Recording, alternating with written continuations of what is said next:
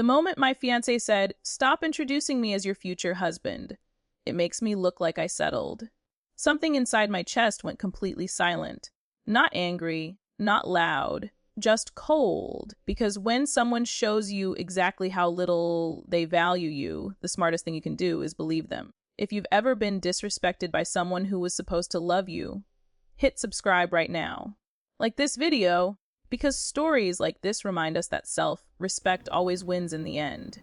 And stay with me, because this wasn't loud revenge. This was quiet, surgical, and devastating. I met him 3 years ago at a mutual friend's engagement party. He was charming in that effortless way. Good job, good looks, always knew what to say. People gravitated toward him. And at first, I felt lucky that he chose me. We built a life that looked perfect from the outside. Shared apartment, shared routines, shared future plans. Or at least, I thought they were shared. When he proposed, everyone cheered. My parents cried. His friends slapped him on the back like he'd just won something. And I thought, finally, this is it. I'm chosen. I'm wanted. That's why I always introduced him the same way. This is my future husband. Not to brag. Not to mark territory. But because I was proud, until one night in the car, after dinner with friends, he sighed like I'd embarrassed him. "I need you to stop saying that." I laughed at first. Saying what? "That I'm your future husband," he said, eyes fixed on the road. It makes it sound like I don't know. Like I settled. The word hung between us. Settled. My stomach dropped like I'd missed a step on a staircase. "Settled for me?" He shrugged. "I just don't want people thinking I rushed into anything." My hands went cold. My heartbeat thudded in my ears.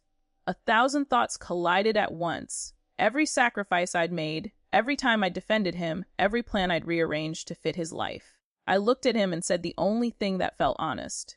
"Good to know." He relaxed immediately, like he'd won. Like the conversation was over. He had no idea it had just begun.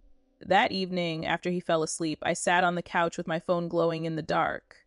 I didn't cry. I didn't scream. I didn't confront him again. I did something much quieter. Over the past year, he had added me to everything. His friends' group chats, RSVP lists, shared calendars, wedding planning emails, weekend brunch reservations, networking events where I was always introduced as my fiancé. I removed myself from all of it, one by one. Guest lists, gone. Brunch reservations, canceled for one. Group chats, left without a word. Shared calendar events, declined. I didn't block anyone. I didn't announce anything. I simply erased myself from the version of his life where I apparently didn't belong. When I finished, I put my phone down and slept better than I had in weeks. The next day, he didn't notice. The day after that, still nothing. Because when someone is used to you doing emotional labor for them, they don't notice your absence until it inconveniences them. 2 days later, he got dressed for a brunch with his closest friends. A fancy place downtown. White tablecloths. Bottomless mimosas. The kind of brunch where appearances matter, he said, grabbing his keys. "Don't wait up." I smiled. "Have fun." He walked in confident, relaxed, already rehearsing his charming stories. Until the host led him to the table. Everyone was already seated, laughing. Drinks poured, and at his place setting was a folded card. He frowned, picked it up, and opened it. The color drained from his face. The table went quiet, because printed neatly on the card, where my name used to be, were the words, "Reserved for the woman he didn't settle for." His friends stared. One of them coughed awkwardly. Another looked down at their drink. Someone whispered, "Due to what?" He forgot how to breathe. The server leaned in. "Sir, is there a problem?" He looked around like he was waking up from a bad dream. There's supposed to be someone else here." The server checked the tablet. The reservation was updated. Party of one. His phone buzzed. A message from me. "Since you didn't want to look like you settled, I didn't want to make you uncomfortable by being there." 3 dots appeared. Disappeared. Appeared again. He stood up so fast his chair scraped loudly against the floor. "I need to make a call." Outside, his voice shook. "What the hell was that?"